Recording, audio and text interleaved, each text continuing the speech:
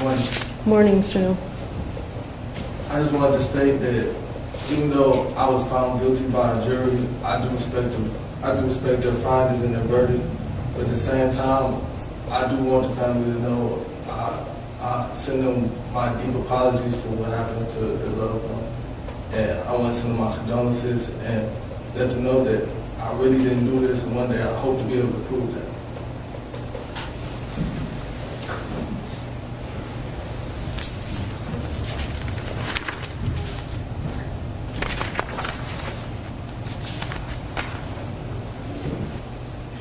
Mr. Newell, the 3-year firearm specification in Count 1 aggravated murder and Count 4 kidnapping. What happens when a crime spirals into an avalanche of charges?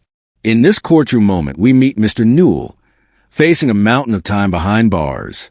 The judge lays it out: firearm specs, aggravated murder, kidnapping, gang activity, and more. But this isn't just legal jargon.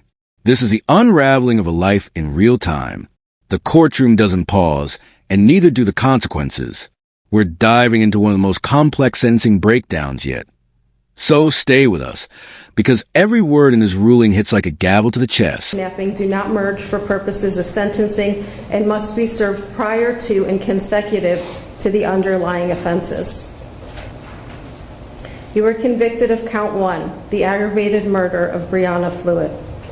You are hereby sentenced to serve 3 years on the firearm specification, to be served prior to and consecutive to the 3-year firearm specification and the kidnapping.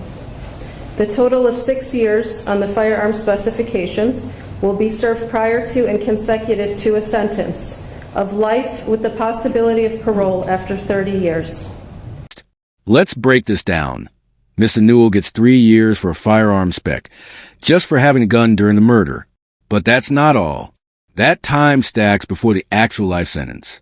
And then there's another 3 years on the kidnapping firearm charge. That's already 6 years before parole is even considered. This is how the system front-loads time for violent enhancements. Do you think this is justice or just stacking time? Drop your take in the comments. With regard to the criminal gang specification in Count 1, you are sentenced to an additional 3 years to be served consecutive to the underlying count. As to Count 4 kidnapping, you are here. Then comes a criminal gang spec, another 3 years added. That's a big deal. It suggests this wasn't an isolated act, but part of a larger, possibly organized pattern. Gang involvement gives prosecutors extra leverage, and they're using it here. It's not just about what happened. It's about why it happened. Gang affiliations change everything in court. Let's hear your thoughts.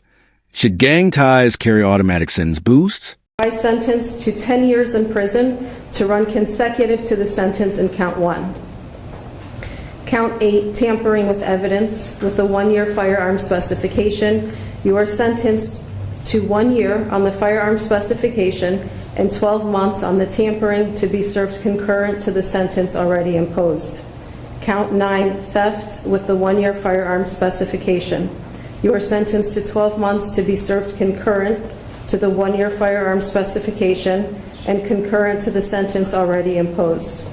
Finally, as to Count 10, 10 years for kidnapping, served consecutively. That means after the murder sentence. The court is crystal clear. This wasn't just one horrible moment.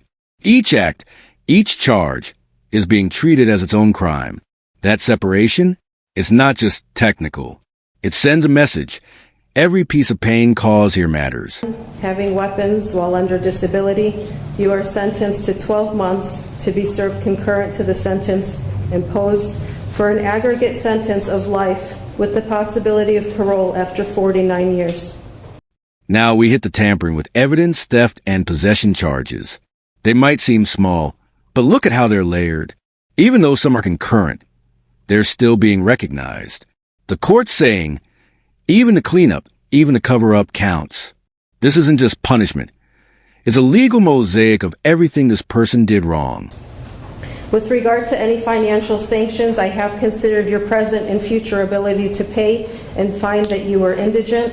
There will be no imposition of fines and the court costs are waived. Mr. Newell, you have the right to appeal this matter within 30 days after the filing of the court sentencing entry.